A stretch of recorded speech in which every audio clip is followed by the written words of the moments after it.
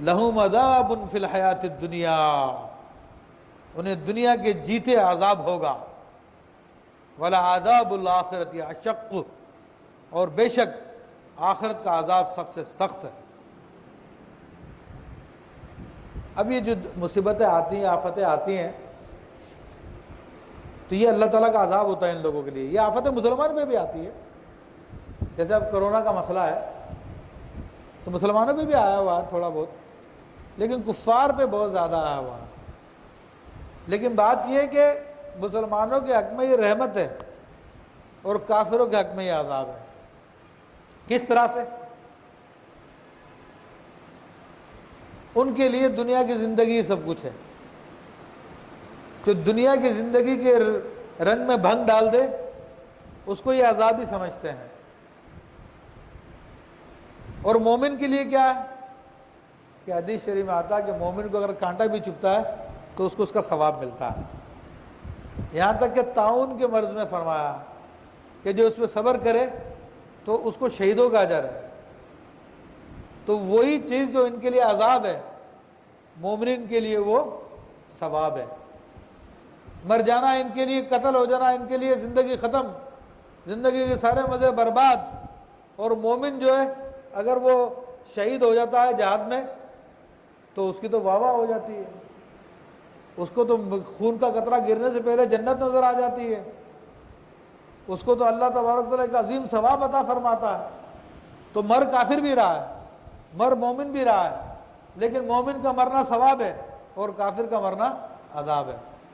تو یہ جو کہا کہ دنیا کی زندگی میں ان کو عذاب ہے، تو یہ جو اس وقت دیکھ کرونا کی مثال دے رہا ہوں جو چل رہا ہے، تو یہ ان کے لیے عذاب ہے اور ہمارے لیے انشاءاللہ ثواب ہے کہ مومن کو کانٹا بھی چبھتا ہے تو اس کو ثواب ملتا ہے۔ اور آخرت کا عذاب تو پھر تو اور زیادہ شدید ہے، اور آخرت کے عذاب کا ہم تصور نہیں کر سکتے میرے بھائیوں کہ کس قدر سخت عذاب ہے۔ حدیث میں آتا ہے، اس کی میں تفصیل بتانے لگوں تو پھر بہت لمبی بات ہو جائے گی۔ کافروں کا آخر میں انجام کیا ہوگا؟ شدید عذاب میں ہوں گے، شدید عذاب میں ہوں گے۔ پھر ایک آگ سے بھرے ہوئے باکس میں آخر میں ان کو ڈال دیا جائے گا، اس کو بند کر دیا جائے گا۔ پھر ایک دوسرا باکس ہوگا، وہ بھی آگ سے بھرا ہوا ہوگا، اس چھوٹے باکس کو اس بڑے باکس میں رکھ دیا جائے گا، اس کو بند کر دیا جائے گا۔ پھر تیسرا باکس ہوگا، وہ بھی عذاب سے بھرا ہوگا، آگ سے بھرا ہوگا، اس کے اندر اس باکس کو رکھ دیا جائے گا۔ 7 باکسز میں رکھے جائیں گے اور تالے بند کر دیے جائیں گے، اور مسلسل یہ لوگ عذاب میں ہوں گے۔ اور عذاب دینے کے لیے اللہ تبارک و تعالیٰ ان کے جسم بھی بڑے کر دے گا، کیونکہ جو عذاب و تکلیف ہوتی ہے، تکلیف وہ انسان کی اسکن میں ہوتی ہے، جلد میں ہوتی ہے تکلیف۔ جو زیادہ احساس تکلیف کا ہوتا ہے وہ اسکن میں ہوتا ہے۔ تو اللہ تبارک و تعالیٰ ان کے جسموں کو اتنا بڑا کر دے گا کہ حدیث شریف میں آتا ہے کہ ایک کافر کی جو داڑھ ہے، داڑھ وہ کتنی بڑی ہوگی؟ وہ احد پہاڑ کی طرح ہو جائے گی۔ احد پہاڑ کتنا بڑا؟ 8 میل لمبا احد پہاڑ، اس کی جو چوڑائی آپ دیکھو گے تو اس کی داڑھ اتنی بڑی ہے۔ پھر منہ میں بتی سی آئے گی، تو آپ صرف منہ کا چوڑائی اس کا اندازہ کر لیں، کافر کا منہ کتنا چوڑا ہوگا، سمجھ رہے ہیں؟ اس کے دونوں کاندھوں کے بیچ میں اتنا لمبا فاصلہ ہوگا کہ گھڑ سوار جو ہے بھاگتے رہیں، دوڑتے رہیں، اتنا اتنا لمبا فاصلہ ہوگا۔ پھر اس کی جلد بھی اس کی اتنی موٹی ہوگی۔ اب جتنی موٹی جلد ہوگی اتنا ہی زیادہ عذاب اس کو ہوگا۔ تو یہ اس لیے عذاب ہو رہا ہے کہ اللہ نے دنیا میں اس کو موقع دیا تھا کہ تو اللہ تعالیٰ کی وحدانیت کو تسلیم کر لے، محمد رسول اللہ صلی اللہ علیہ وسلم کی غلامی کا پٹا اپنے گلے میں ڈال لے، لیکن اس نے تکبر کیا۔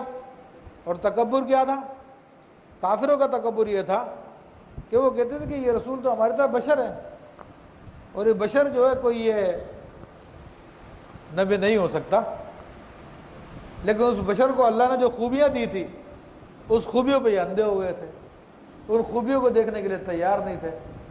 تو اپنے تکبر کی وجہ سے کیا اپنے جیسے انسان کو ہم نبی مان لیں، تو پھر یہ عذاب میں گرفتار ہو گئے، یہ اس لیے پھر ہمیشہ کے عذاب میں گرفتار ہو گئے۔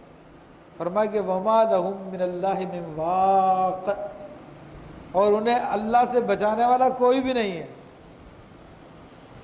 اب دنیا میں تو کوئی آسرا ہوتا ہے نا، کوئی سورس آ جائے گی، کوئی فورس آ جائے گی، کوئی پیسہ ویسا چل جائے گا، کوئی رشوت ہو جائے گی، کچھ چھڑا لیں گے، کچھ یہ کر لیں گے، مگر اس کے سامنے کسی کی نہیں چلتی۔ جس کی وہ مانتا اس کو تم نے نہیں مانا۔ آج لے ان کی پناہ، آج مدد مانگ ان سے، آج لے ان کی پناہ، آج مدد مانگ ان سے، پھر نہ مانیں گے قیامت میں اگر مان گیا۔ قیامت میں تو ایمان لے آئے گا، لیکن اس وقت ایمان لانے کا کوئی فائدہ نہیں ہے۔ آج مان لے تو ان کو، تو انشاءاللہ تجھے آخرت کے عذاب سے بھی بچا لیا جائے گا۔